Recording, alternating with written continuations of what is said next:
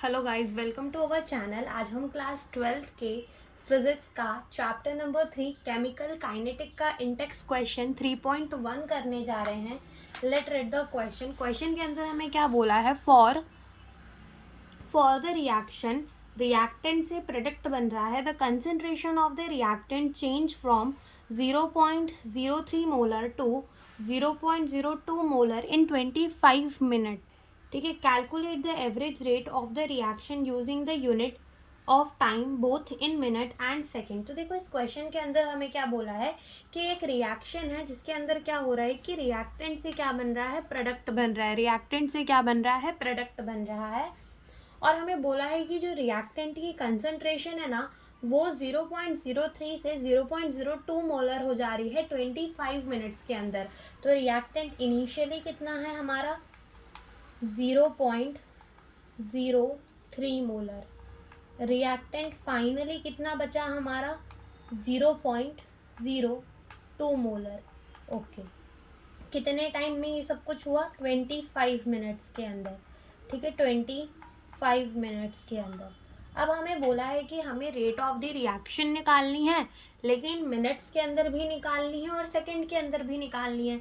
तो अगर हम देखें तो रेट ऑफ द रिएक्शन हम कैसे निकाल सकते हैं, हम निकाल सकते हैं minus of delta R by delta T, way delta R क्या है, change in concentration of the reactant, and delta T क्या है, टाइम।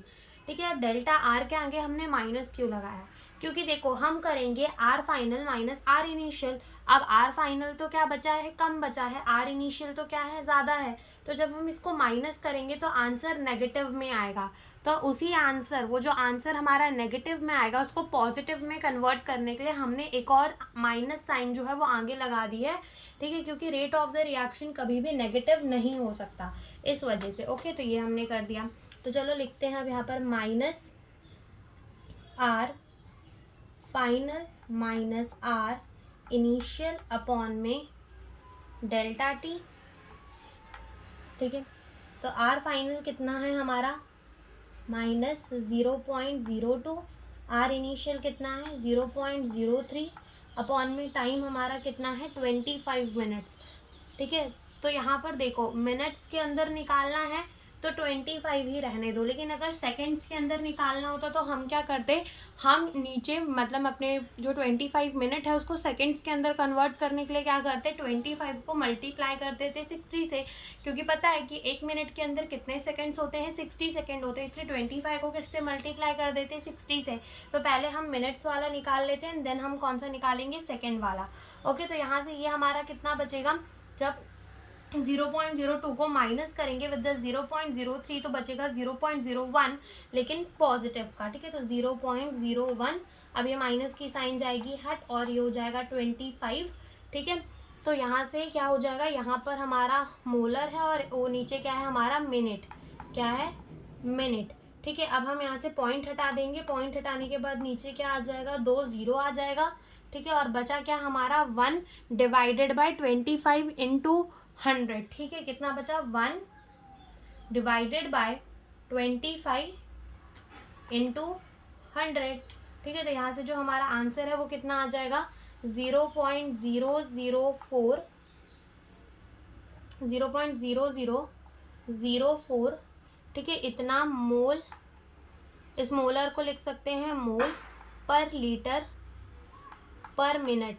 और हम इसको कैसे लिख सकते हैं, अब देखो क्या होगा कि जब भी हम अपने डेसिमल को शिफ्ट करेंगे आगे तो पावर क्या होगी, पावर माइनस में ऐड होगी।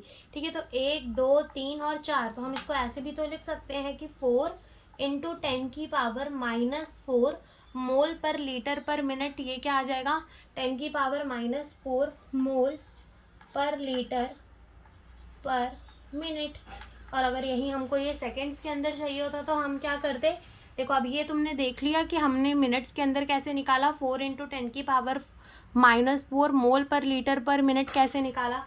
अब बस क्या करेंगे, ये मिनट्स को हटाकर इधर हमने क्या करना है, सेकंड्स के अंदर निकालना है, इसको 60 से मल्टीप्लाई कर देंगे और यहाँ लिख देंगे सेकंड।